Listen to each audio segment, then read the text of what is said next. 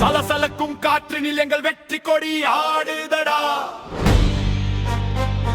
சாயம் போகாத நேர்மை நிறம் அதில் எங்கள் அடையாளம் வாழுதடா. திசைகள் எட்டும் இந்த வீர கொடி தமிழ்நாட்டின் விதி எழுதும். தியாகத்தின் சின்னமாய் அது நிற்க இனி தலைவன் ஆட்சி மலரும். நேர்மையே இவனது வேர், அதில் ஊழலுக்கு இடம் இல்லை. நியாயம்தான் இவனது போர் வாழ், இங்கு அநீதிக்கு முடிவில்லை.